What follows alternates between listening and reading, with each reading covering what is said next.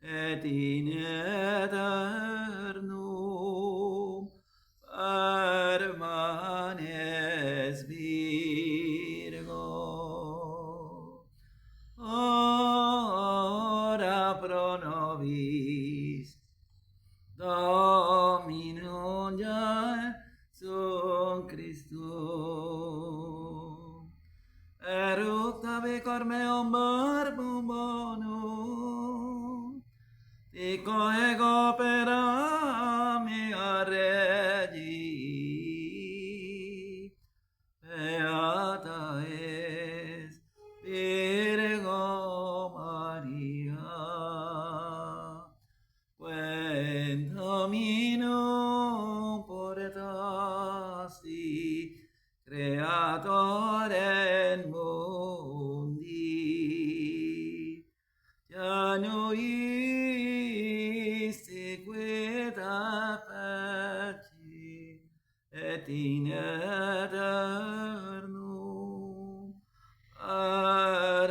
permanes Virgo. Ora pro nobis Dominum Jesum Christum. In nomine Patris et Filii et Spiritus Sancti. Amen. Pater noster qui es in celis, sanctificetur nomen tuum, adveniat regnum tuum, fiat voluntas tua sicut in cielo et in terra. Panem nostrum quotidianum da nobis hodie, et dimite nobis debita nostra, sicut et nos dimittimus debitoribus nostris, et ne nos inducas in tentationes, et libera nos a malo. Amen. Ave Maria, gratia plena Dominus tecum, benedicta tui mulieribus et benedictus fructus ventris tui, Iesus. Santa Maria, Mater Dei, ora pro nobis peccatoribus, nunc et in hora mortis nostri. Amen. Ave Maria, gratia plena Dominus tecum, benedicta tui mulieribus et benedictus fructus ventris tui, Iesus. Santa Maria, Mater Dei, ora pro nobis peccatoribus, nunc et in hora mortis nostri. Amen. Ave Maria, gratia plena Dominus tecum, benedicta tui mulieribus et benedictus fructus ventris tui, Iesus. Santa Maria, Mater Dei, ora pro nobis peccatoribus, nunc et in hora mortis nostri. Amen. Gloria Patri et Filio et Spiritui Sancto, sicut erat in principio et semper et in saecula saeculorum. Amen. A te levavi oculos meos, quo habitas in celis, ecce sicut oculi servore in manibus Dominorum suorum, sicut oculi ancilla in manibus Domine sue, ita opio nostri ad Dominum Deus nostrum done misereatur nostri. Miseria nostri, Domine, miseria nostri, quia multo replete sumo despectione, quia multo repletes anima nostra, opprobi in abundantico despecius superbis. Gloria Patri et Filio et Spiritui Sancto, sicut erat in principio non semper et in saecula saeculorum. Amen. Sante Michaele Arcangeli, defendenos in predio contra iniquitia et insidia diabolisto presidium. Imperele Deus suplicere camor, tuque principi initia celesti, Satanalos que spiritus malignos que perducane mano per pagato il mundo divina virtute in inferno detrude. Amen.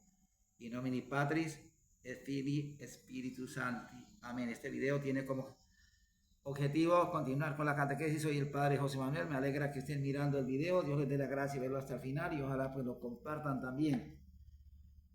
Vamos a la traducción del cántico del himno a la Santísima Virgen María. Acuérdense que la Santa Virgen María pide que sea llamada bienaventurada en el capítulo 1, versículo 48, San Lucas, en el Magnificat. La canción dice: Beata es Virgo María, que Dominum portasti, creatorem mundi, genevistu que te feci, et in aeternum permanet Virgo, ora pro nobis, Domin nostri Iesu Christu. Eructavi cor meum, verbum bonum, dico ego per mea Regi. Beata es bienaventurada es Virgen María, porque al Señor postraste, creador del mundo, procreaste a aquel que te hizo y para siempre permanece virgen. Ruega por nosotros al Señor Jesucristo. Exhaló mi corazón una palabra buena, dedico yo mis obras son para el Rey. Digo yo mis obras son para el Rey. Y se repitió: bienaventurada Virgen María, que al Señor portaste, creador del mundo, procreaste a aquel que te hizo y para siempre permanece virgen. Ruega por nosotros al Señor Jesucristo. Ese es el himno de esta sección de la catequesis. Y el salmo que debemos presentárselo a la clementísima majestad de Dios, al Dios inabarcable, para que se compadezca de nosotros, por nuestra Madre la Iglesia, como está siendo destruida y desmoronada. Yo levanto a vos mis ojos, a vos que habitas en los cielos, como los ojos de los siervos están fijos en las manos de sus señores. Como los ojos de la esclava lo están en los de su señora, así están fijos nuestros ojos en el Señor, Dios nuestro, hasta que se apiade de nosotros, piedad de nosotros, Señor, piedad de nosotros, porque estamos ya muy llenos de oprobio, nuestra alma se abrevó ya con exceso del desprecio de los ricos y la irrisión de los soberbios. Cada día seremos más oprimidos por los ricos y los soberbios, porque tienen todos los medios de comunicación, todo el dinero, todo el poder, las iglesias, todo, absolutamente todo, y nos irán señalando y haciéndonos ver como si fuéramos verdaderos demonios, cuando lo único que tratamos de hacer es mantener lo que la iglesia durante 2000 años enseñó. Vamos entonces al tratado cuarto que estamos viendo. Acuérdense de la tercera base o fundamento de la iglesia, que está contenida en el culto.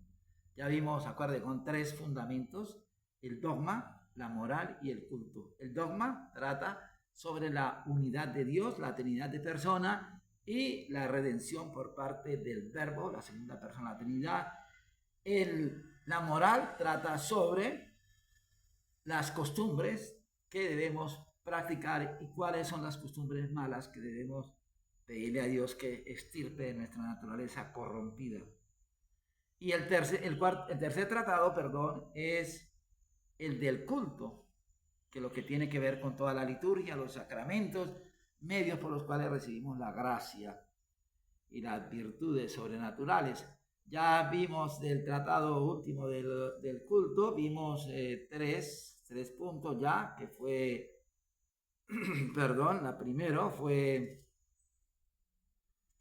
sobre la perfección cristiana, que todos estamos llamados a la perfección cristiana, porque el Señor dice: ser santo como vuestro Padre Celestial es santo, y al cielo no vamos a entrar si no somos santos. El segundo tratado, que se vio hace 8 días, pues sobre los sacramentos, y ya empieza con el primer sacramento, el tratado cuartos del culto. Acuérdense que estamos viendo el libro de catequesis, curso superior de religión del Padre Faría.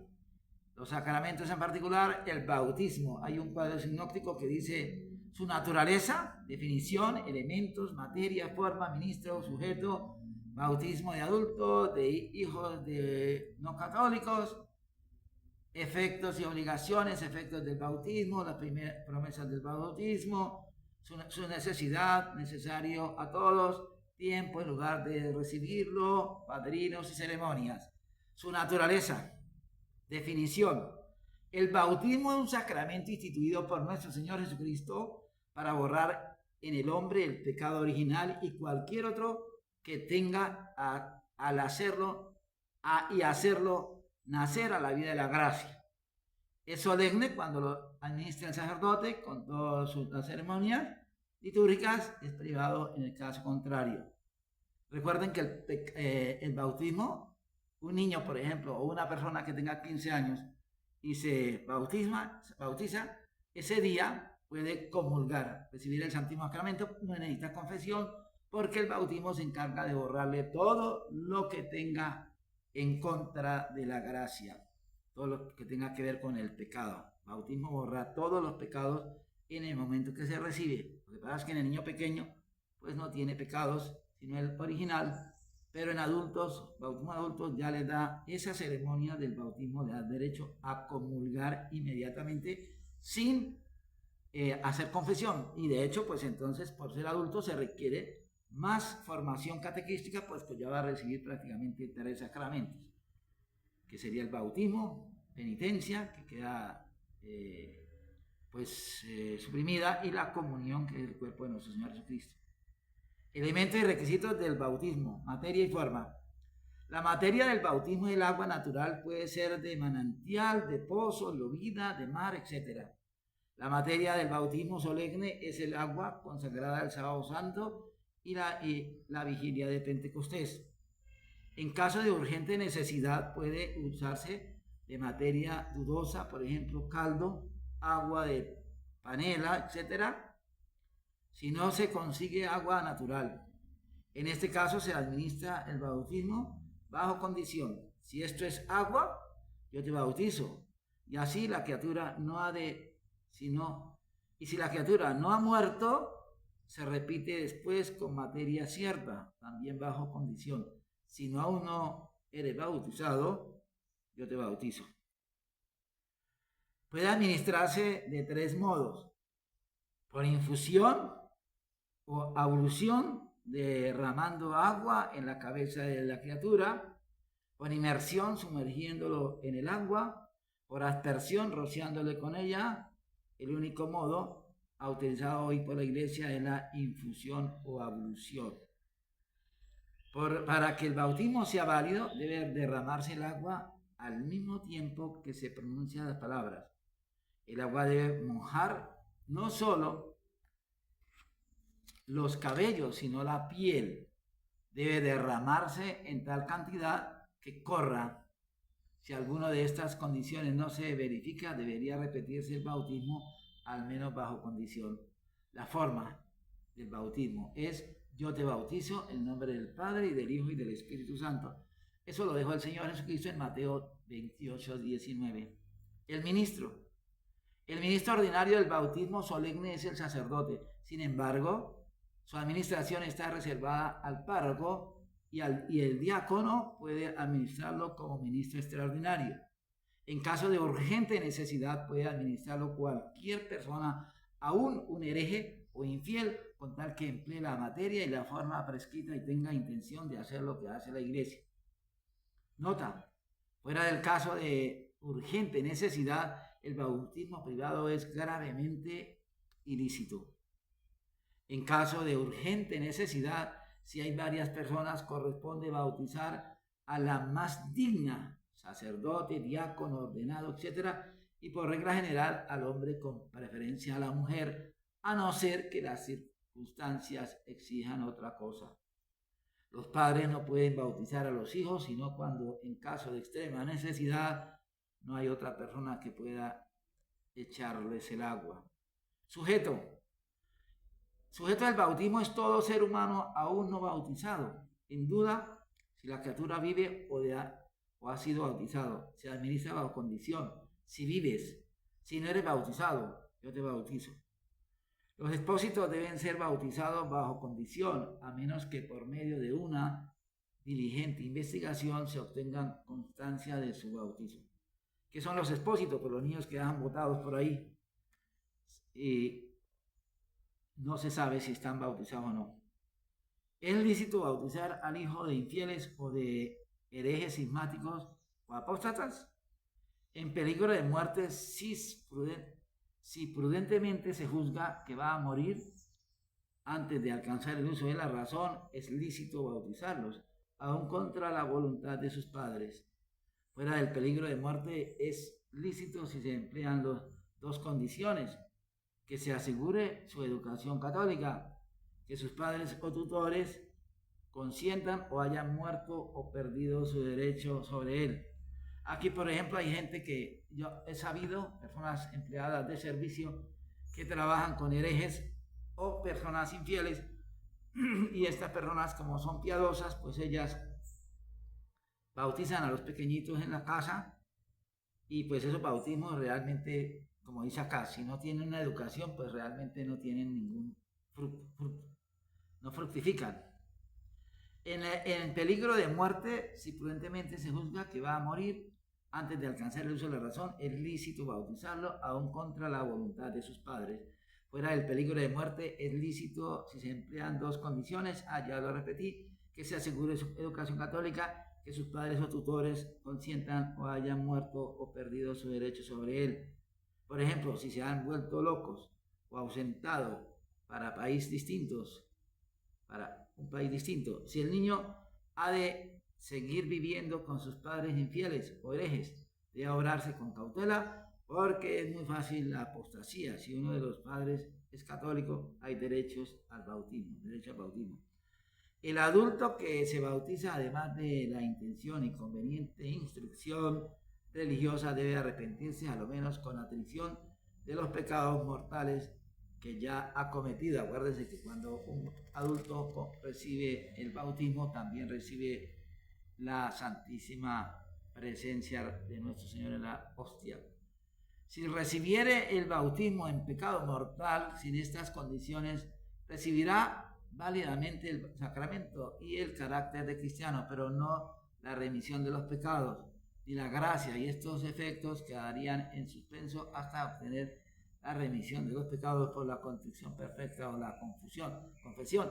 Por eso es que es necesario orientar a las personas cuando se van a confesar, ya a bautizar adultas, para que hagan la contrición perfecta, o sea, se arrepientan de sus pecados, porque si no, como lo dice acá, pues quedan con esa risaca.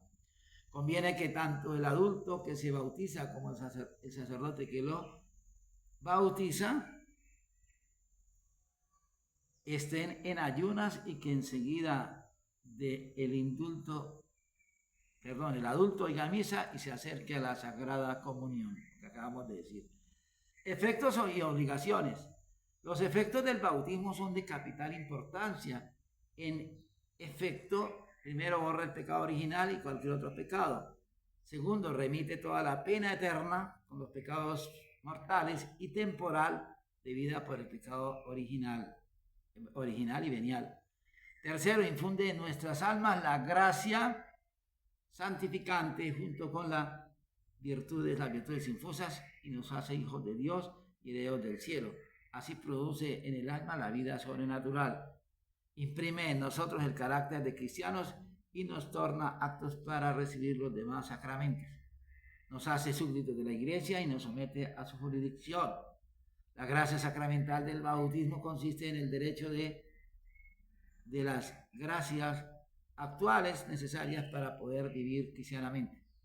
Las obligaciones del bautizado están comprendidas en las promesas del bautismo que hace por sí mismo o por sus padrinos, a saber, creer firmemente las verdades de la fe católica, vivir cristianamente y renunciar al demonio y a sus pompas y a sus obras. Renunciar a las obras y pompas del demonio quiere decir combatir el amor inmoderado de riqueza, placeres, lujo y otras seducciones de que el demonio se vale para llevarnos al pecado. Es muy útil renovar las promesas del bautismo y la Iglesia nos lo recomienda para excitarnos a mayor fervor en el servicio divino.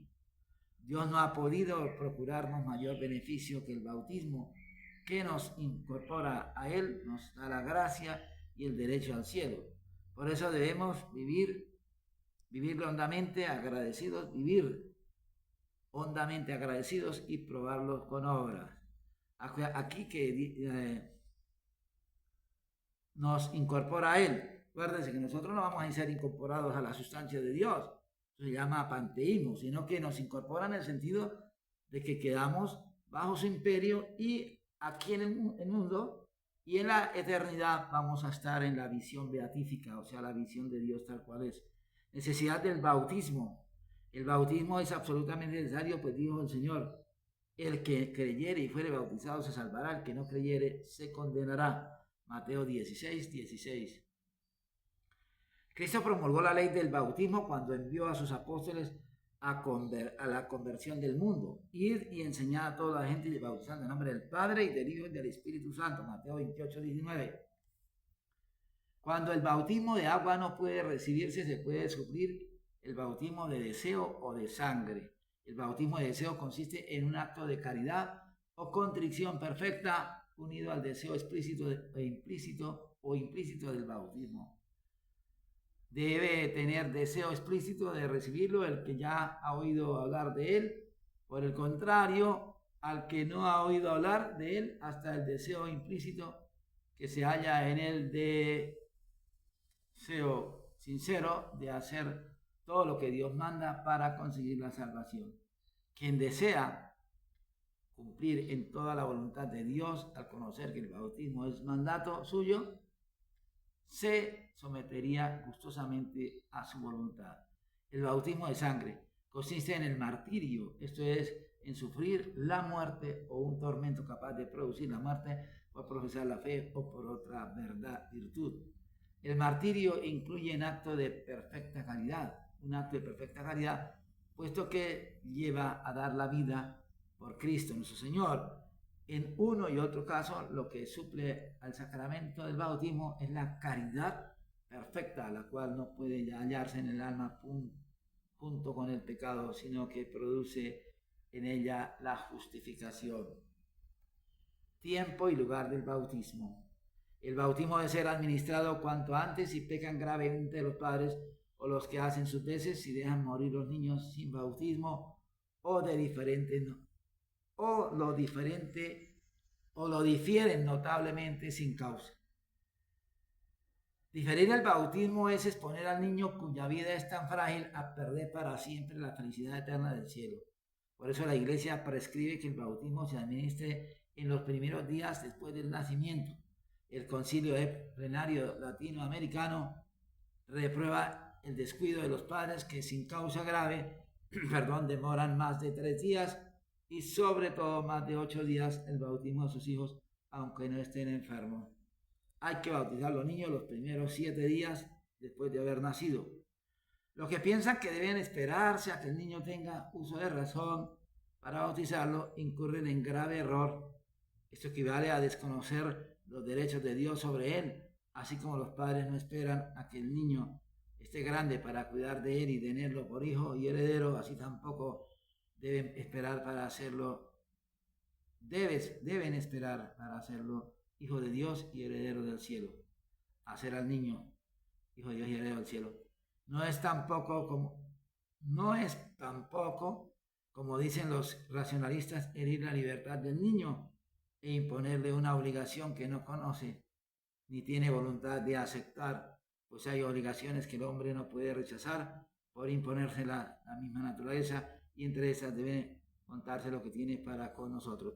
Aquí esto sobra porque ¿cómo va a decir que un padre de familia vaya a pecar como dicen los racionalistas, que porque lo compromete con algo que él no sabe? Entonces, las otras religiones, los judíos, los budistas, toda esa gente que coge a los niños y la adiestra desde pequeño, entonces también, o sea que la religión católica, untándose siempre de filosofías vanas, juicios estúpidos, es la que va sacando cuentos para ir contaminando lo que hay que hacer, ¿no? El católico, si nace en un hogar católico, el niño debe ser formado como católico y se acabó el problema.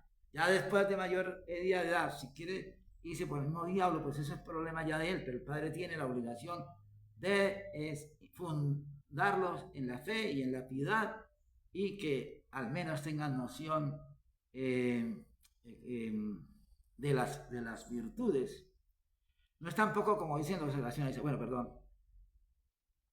El solo hecho del nacimiento le impone al hombre obligación que no puede rechazar para con unos padres que no ha elegido y una patria que no ha escogido.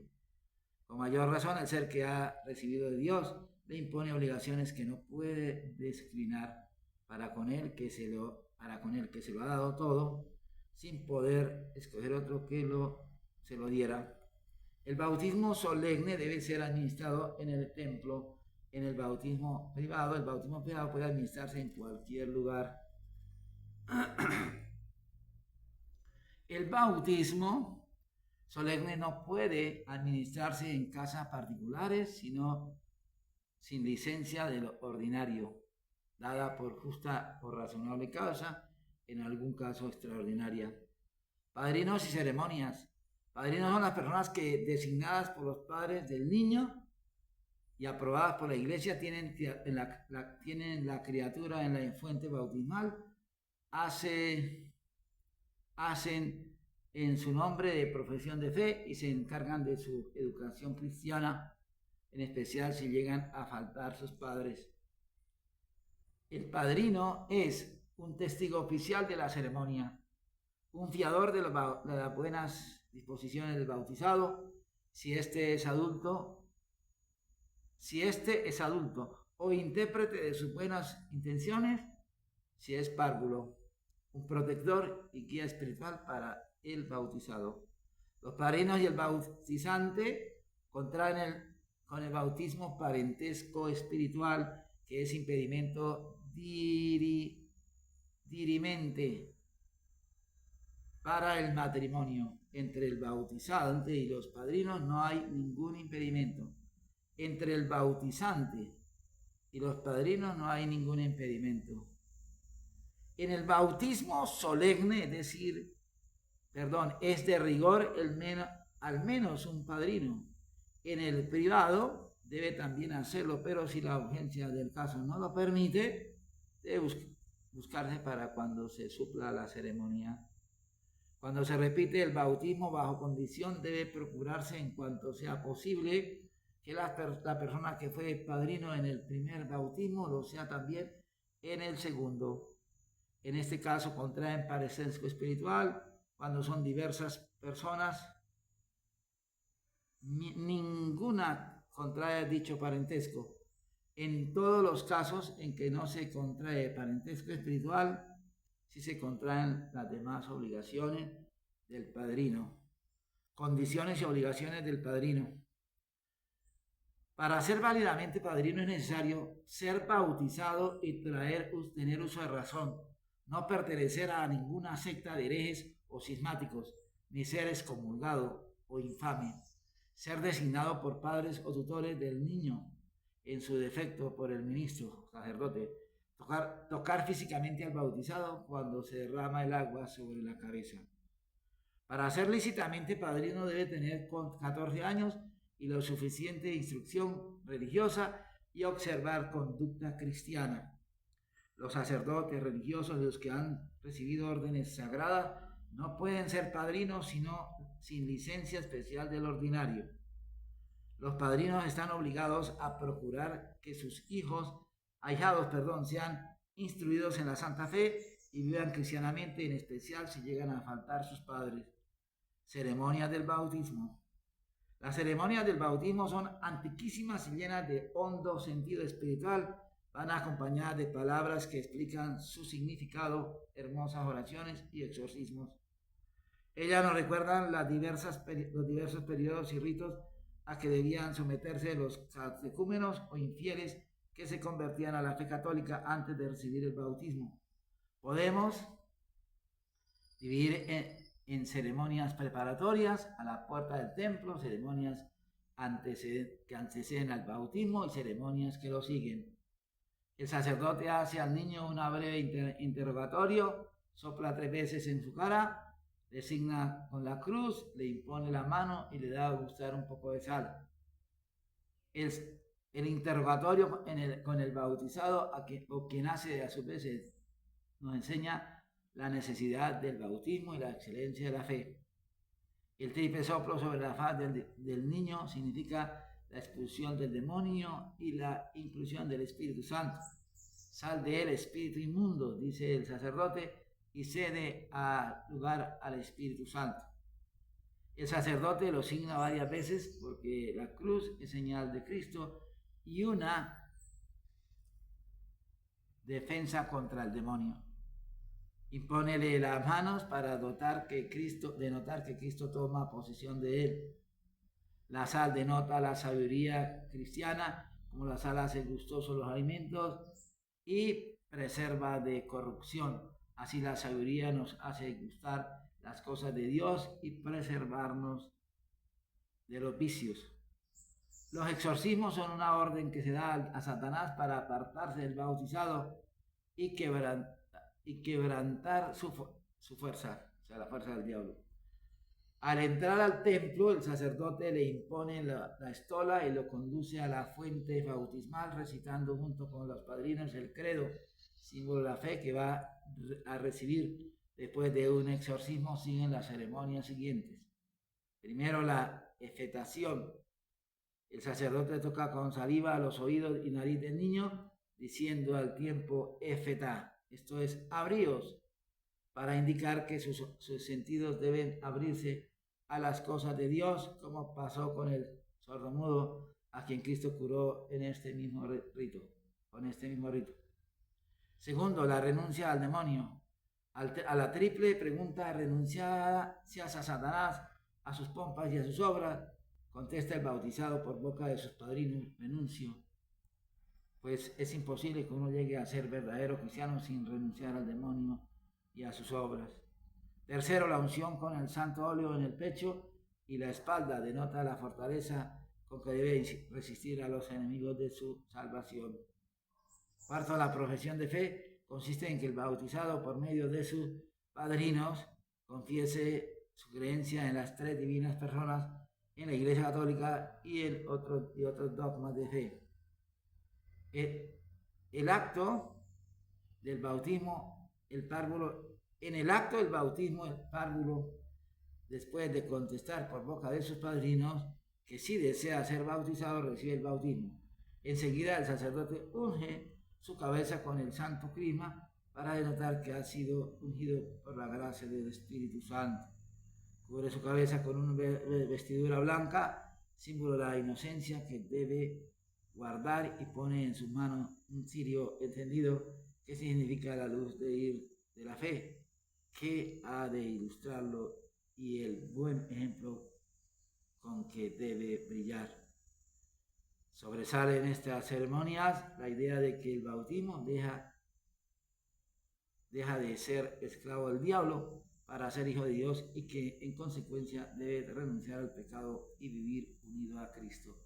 Esto es lo que nos dice el tratado sobre el bautismo. Si Dios nos da vida y la Virgen Santa, pues seguiremos con el siguiente sacramento, que es la confirmación. Por favor, yo les pido el favor que repasen los dos videos anteriores sobre la perfección cristiana y sobre qué es un sacramento, para que podamos entender estos otros. O sea, esto es doctrina que debemos saberla de memoria, y más si tienen personas pequeñas, para que los hagan escuchar, y también para que ustedes les enseñen. Por favor, los tiempos que estamos viviendo son tiempos de angustia y no se detiene acá. Esto sigue de mal en peor. Vamos a entrar a un embudo donde no vamos a ver sino oscuridad por toda parte. Así que entonces yo espero que esto les sirva. Adiutorio nostro in nomine Domini qui feci caelum et terram. Domine vobiscum et con spiritu tuo, benedicamo Domino Deo gracias. Benedicat vos omnipotens et misericordiae Pater et Filius Spiritus Sanctus. Amén. Que en todo Dios sea glorificado.